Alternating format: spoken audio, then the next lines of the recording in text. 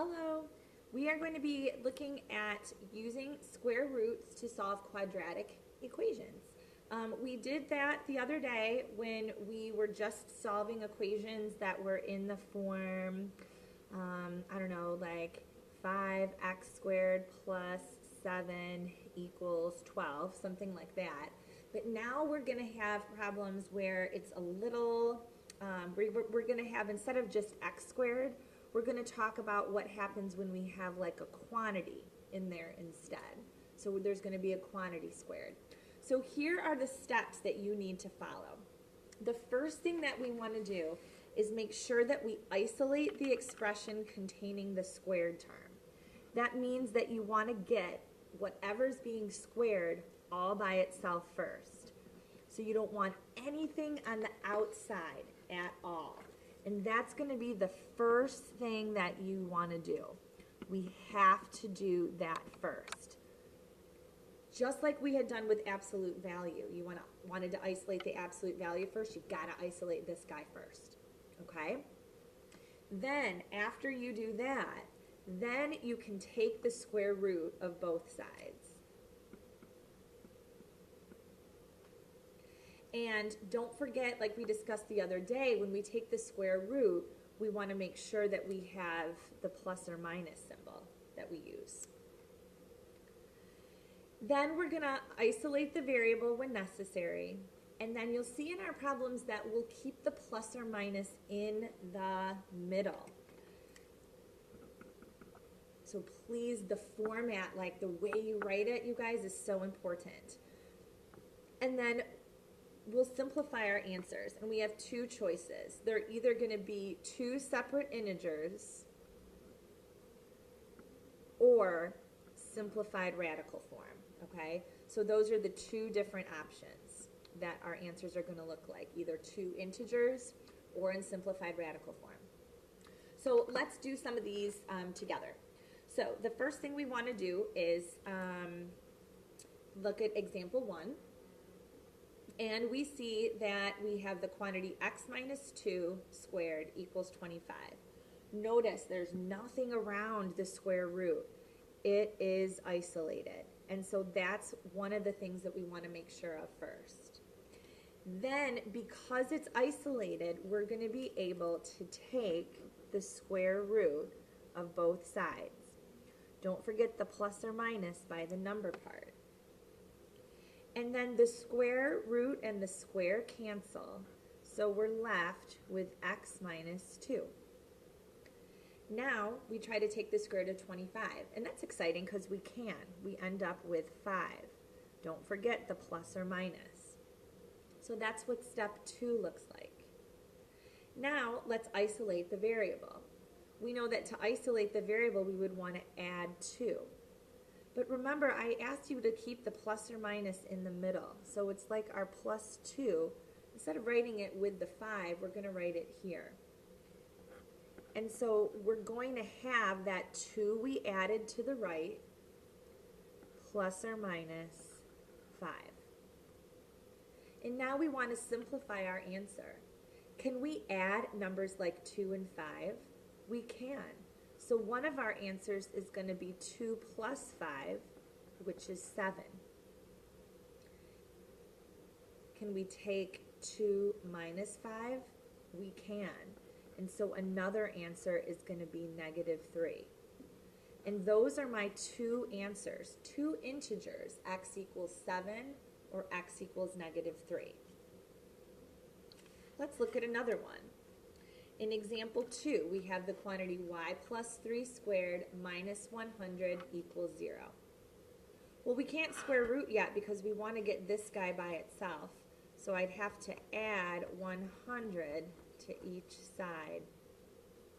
And then I'm left with the quantity y plus 3 squared equals 100. Now I have nothing left on either side of the squared part, so I have that first step. And once I have that first step, I can then square root both sides in step 2. Remember, the square root and the square cancel, so we just have y plus 3. And now we have plus or minus the square root of 100. Well, that's fun because the square root of 100 is just 10. So now we want to isolate the variable. So we have this positive 3. So what that means is that if we have a positive 3 on the left, on the right, we're going to end up with a negative 3 because we're going to subtract 3 from both sides. But remember, put that number first, then plus or minus, and then the 10. Now, can we add negative 3 plus 10? We can add numbers like that.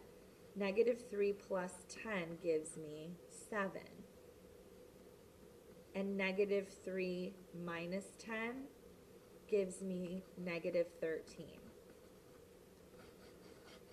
And those are my two solutions, y equals 7 or y equals negative 13. So those are options when we end up with two integers. Let's take a look at example 3. We can't square root yet. We've got to get this square by itself. So just like you would in a normal equation, let's move any terms by addition or subtraction. So we'd start by adding 32 to each side. I have 4 times the quantity q minus 5 squared equals 32. I still can't square root because a 4 is in the way. This is multiplication, so I would need to divide by 4 in order to cancel. And I'm left with the quantity q plus 5 squared equals 8. Now notice there's nothing around the square, and so that's my first step. Now we can move on to step 2, which is to take the square root of both sides. Don't forget the plus or minus. The square root and the square cancel to just leave me with q minus 5. And now I have equals plus or minus. And now let's try to figure out the square root of 8. Well, the square root of 8 isn't a perfect square like we had in example 1 and 2. But is there a way for us to break 8 down? Look for perfect squares that go into 8. And we notice that the square root of 8 is just like the square root of 4 and the square root of 2.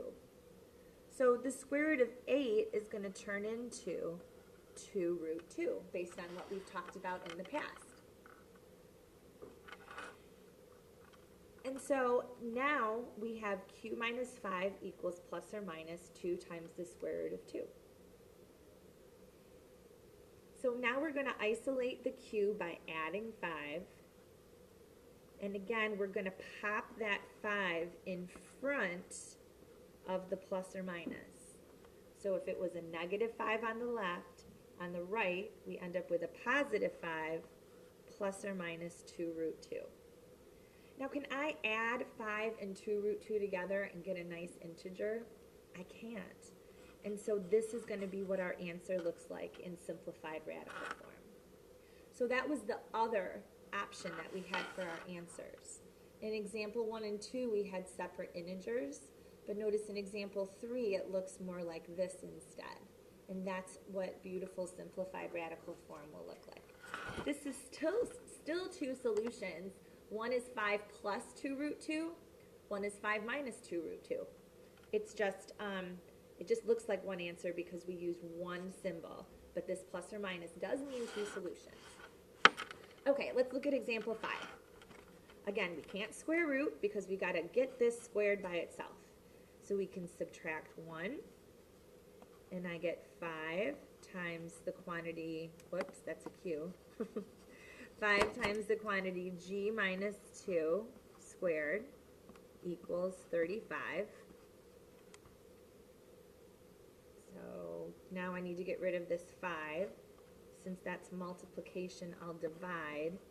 and I have the quantity g minus 2 squared equals 7. Now notice we've isolated that. That's our step 1. Step 2 then is to take the square root of both sides. The square root and the square cancel. And on the right, I have plus or minus the square root of 7. Is 7 a perfect square? No. Do any perfect squares other than 1 go into 7? No. So this just stays the square root of 7. Now we move on to step 3, isolate the variable. And so to get rid of that minus 2, I would want to add 2. And so I'm going to put the 2 in front of the plus or minus, and then the root 7. Can you add 2 plus root 7 into like one nice integer? You can't, since root 7 is an irrational number. So that's what our answer looks like. 2 plus or minus root 7. Let's look at example 6. 2 times the quantity y plus 5 squared equals 24. We can't square root, that 2 is in the way. Let's divide by 2. And I have y plus 5, that quantity squared, equals 12. And now that's isolated. So that's always that step 1. I love when I do things like box it in the notes and then some of you box it or highlight it, because that's an important step. That's a step I want to see. Right? So I encourage you to do that for step 1. But notice that's not the answer. We still got to solve. And the next step to help us do that is to take the square root. Whoops, I square rooted over the one there. So I'm going to take the square root of both sides with the plus or minus. So I'm taking plus or minus the square root of 12. The square root and the square cancel, and I'm just left with y plus 5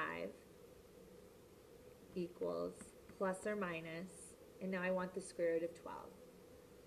Is 12 a perfect square? No. Do any perfect squares go into 12? Yes. I can break that down into root 4 and root 3. Remember, when you break it down, we've always put the first one, the first factor, the first perfect square factor under the radical, and the leftover factor under the radical. Now the perfect square factor can escape. The square root of 4 becomes just plain 2. And the square root of 3, there's nothing more we can do with that. So the square root of 12 became 2 square root 3. So now I have y plus 5 equals plus or minus 2 root 3. So now I need to isolate the variable. And so I'll get rid of the positive 5 by subtracting and putting a negative 5 on the other side of the equation. Next comes the plus or minus 2 root 3.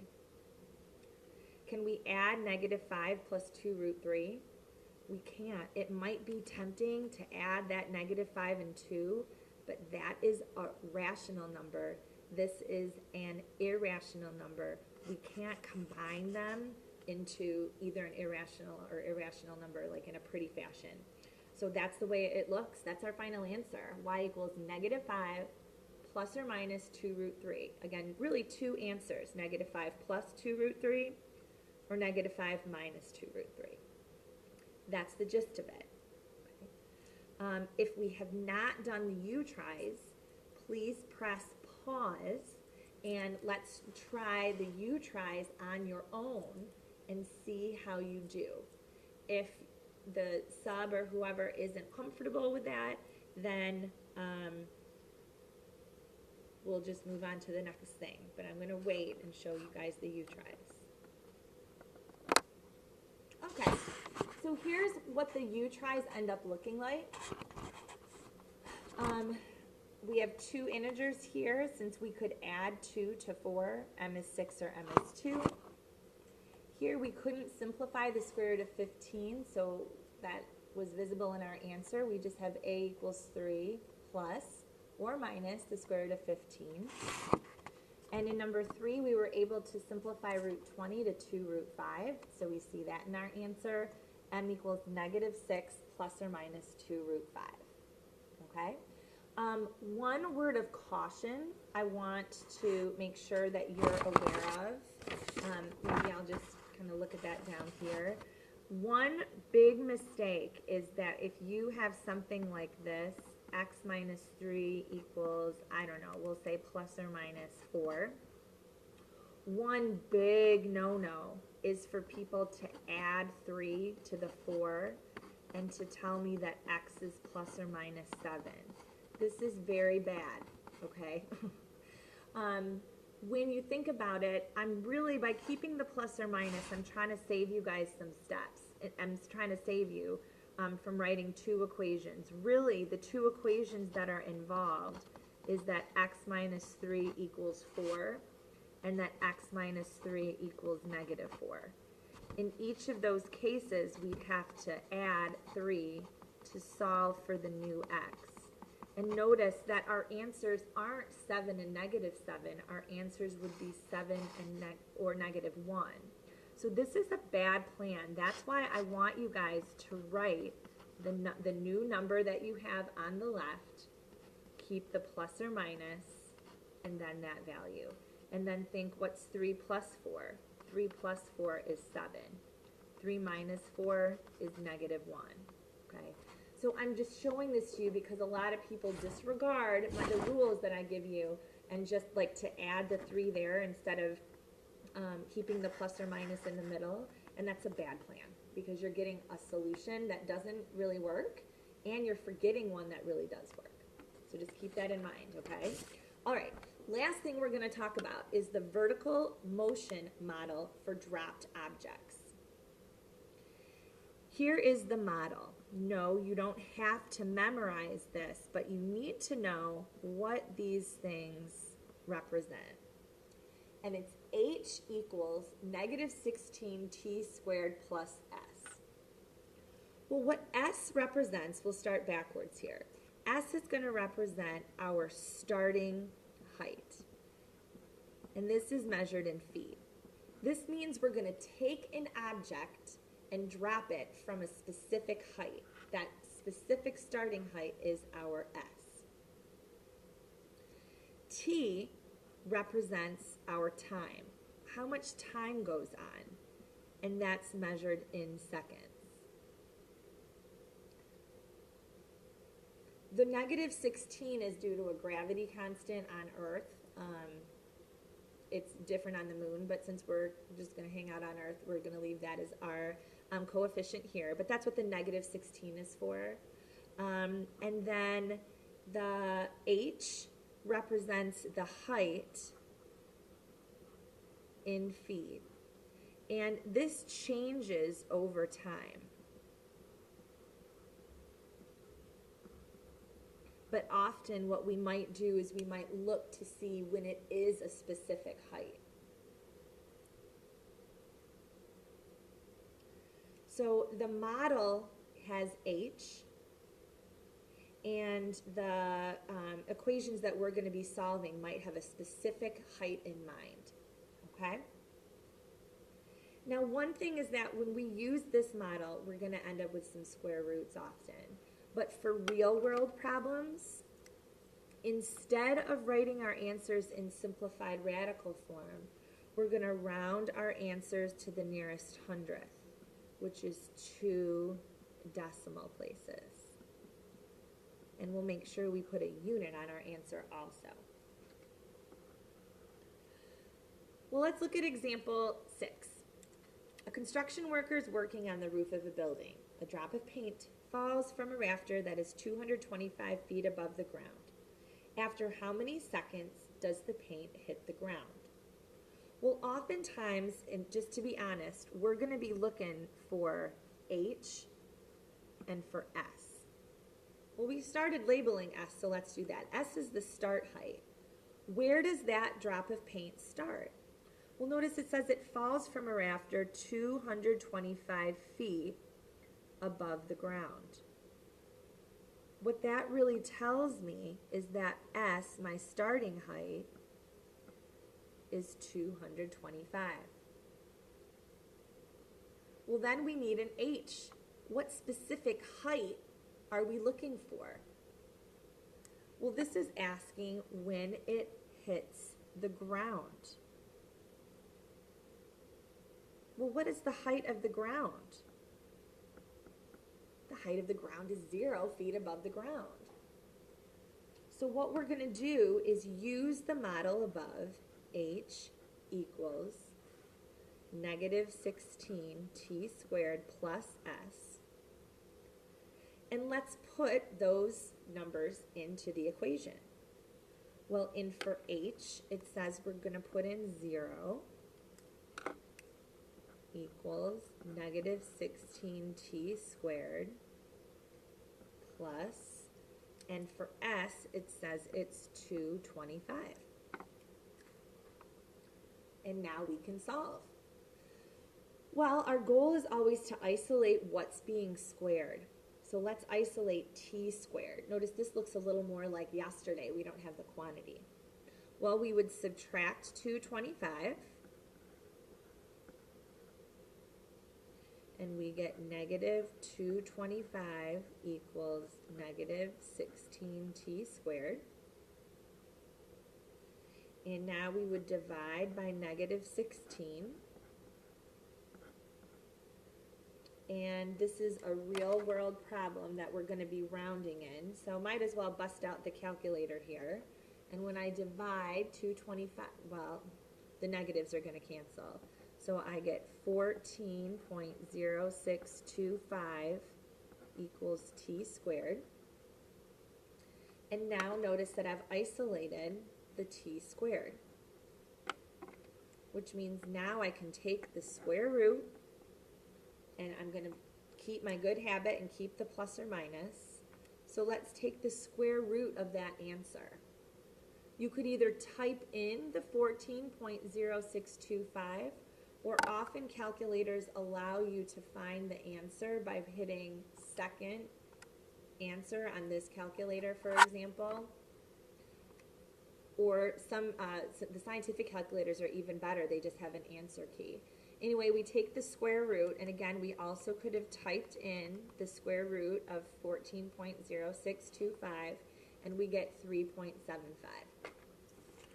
So notice that this gives us plus or minus 3.75 equals t. Well, let's think about that. T is representing seconds. Do both positive and negative seconds make sense? No. Time can't be negative.